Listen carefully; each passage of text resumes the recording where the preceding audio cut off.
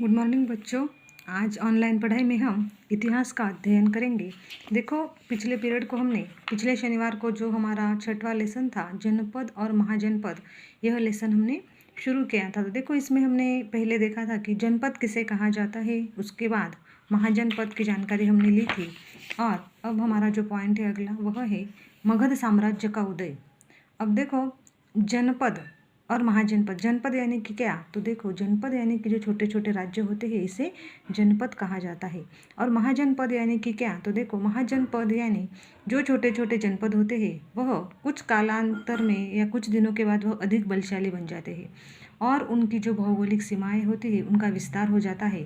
और ऐसे ही छोटे छोटे जनपदों को फिर उनका विस्तार बढ़ने से वह बड़े राज्य बन जाते हैं, तो इसी को ही महाजनपद कहा जाता है। अब देखो, मगध साम्राज्य का उदय किस प्रकार हुआ और मगध साम्राज्य में जो पराक्रमी राजा था उसका कार्यकाल हम देखेंगे और उसने कौन से कार्य किए, इसकी जानकारी इस पॉइंट से हमें मिलेगी। तो देखो बच्चों, पेज नंबर 28 आपको निकालना है और लेसन की तरफ ध्यान देना है। बिंबिसार के बेटे अजातशत्रु ने मगध का विस्तार करने की नीति अपनाई। उसने पूर्व के अनेक गणराज्यों को जीत लिया।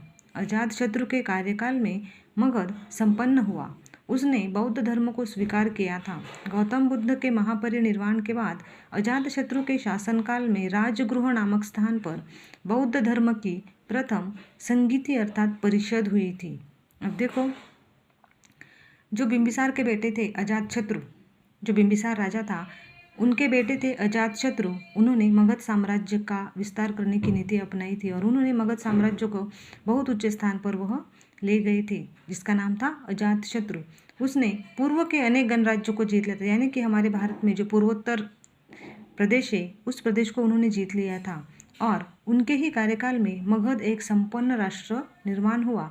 और जो अजातशत्रु थे उन्होंने बौद्ध धर्म का स्वीकार किया था। गौतम बुद्ध के महापरिनिर्वाण के बाद अजातशत्रु ने उनके शासनकाल में राजगृह नामक स्थान पर जो उनका कार्यकाल था उन्होंने बौद्ध धर्म की प्रथम परिषद आयोजित की थी। तो वह प्रथम परिषद संगीति अर्थात परिषद, संगीति का अर्थ क्या होता है, परिषद हुई थी।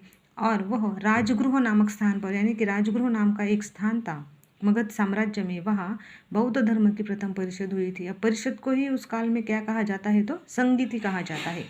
देखो, अजातशत्रु का ये जो है यह शिल्प यहाँ हमें दिख रहा है पुस्तक पर। अजातशत्रु के कार्यकाल में मगध की राजधानी के रूप में पाटलिपुत्र की नींव रखी गई। यही पाटलिपुत्र कालांतर में पाटलिपुत्र नाम से प्रख्यात हुआ। पाटलिपुत्र वर्तमान पटना शहर के परिसर में होना चाहिए। अब देखो, जो अजातशत्रु था उनके कार्यकाल में मगध साम्राज्य में जो पाटलिपुत्र, अब जो जिसका नाम लिया जाता है, एक प्रसिद्ध शहर और एक संपन्न राष्ट्र बना और पाटलिपुत्र की नींव रखी गई। और यही पाटलिपुत्र कालांतर में बहुत प्रख्यात हुआ। अजातशत्रु के पश्चात मगध के कई राजा हुए। उसमें शिशुनाथ विख्यात राजा था। उसने अवंती, कौशल और वत्स राज्यों को मगध से जोड़ा। उत्तर भारत का लगभग संपूर्ण प्रदेश मगध के नियंत्रण में आ गया। इस प्रकार मगध साम्राज्य अस्तित्व में आया। अब देखो, अजातशत्रु के बाद जो राजा हुए जिन्होंने मगध साम्राज्य का विस्तार किया, उसे उच्च स्थान पर ले जाने की कोशिश की, तो वह राजा था शिशुनाग। वह विख्यात राजा था। उसने देखो अवंती, कौशल और वत्स राज्य जो थे उनको उन्होंने मगध से जोड़ा, यानी कि यह प्रदेश उन्होंने जीत लिए थे और संपूर्ण भारत मगध साम्राज्य के अस्तित्व में आ गया था। उसके बाद देखो, मगध साम्राज्य के नंद राजा, अब जो नंद राजा थे उन्होंने मगध साम्राज्य के लिए क्या कार्य किया। ईसा पूर्व 364 से 324 के कालखंड में मगध साम्राज्य की गद्दी पर नंद राजा सत्ताधीन थे। नंद राजाओं ने विशाल साम्राज्य के लिए जिस शासन व्यवस्था की आवश्यकता होती है उस शासन व्यवस्था की स्थापना की। उनके पास थल सेना, अश्वसेना, रथ सेना और गज सेना, इस प्रकार चतुरंगिनी सेना थी। उन्होंने मापतौल की प्रमाणित प्रणाली को भी प्रारंभ किया।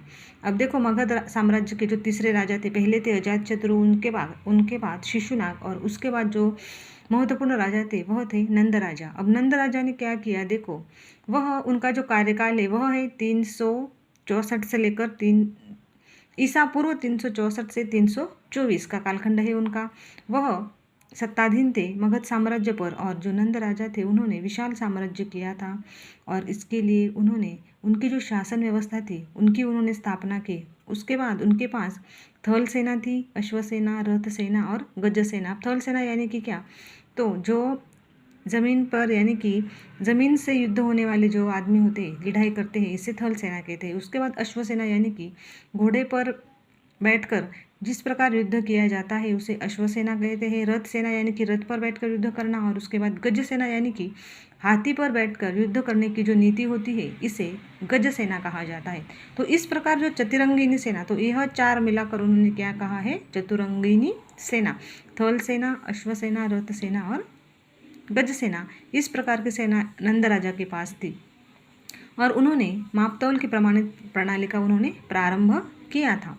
नंद वंश का अंतिम राजा धनानंद था। उसके समय मगध साम्राज्य का विस्तार पश्चिम से पंजाब तक हुआ था। धनानंद के कार्यकाल में महत्वाकांक्षी युवक चंद्रगुप्त मौर्य ने पाटलिपुत्र को जीत लिया और नंद राजवंश का अंत करके मौर्य साम्राज्य की स्थापना की। अब देखो, जो अंतिम जो राजा था मगध साम्राज्य का वह था धनानंद राजा। उसके साम्राज्य में उसने भी कुछ कार्य किया, तो जो मगध साम्राज्य था उसमें पश्चिम भाग जो था, पश्चिम भाग का पंजाब प्रदेश उसने जीत लिया था। उसके बाद धनानंद के कार्यकाल में जो महत्वाकांक्षी युवक था यानी कि चंद्रगुप्त मौर्य, इसने यह जो पाटलिपुत्र था उसे जीत लिया और मौर्य साम्राज्य की उन्होंने स्थापना की थी। तो अगले पार्ट में हम मगध साम्राज्य आपके समझ में आ गया। तो अब हम जो चंद्रगुप्त मौर्य था उन्होंने मौर्य साम्राज्य की स्थापना की थी, तो इस मौर्य साम्राज्य की जानकारी हम अगले पार्ट में लेंगे। तभी तक आपको क्या करना है, वीडियो को देखना है और लेसन भी पढ़ना है।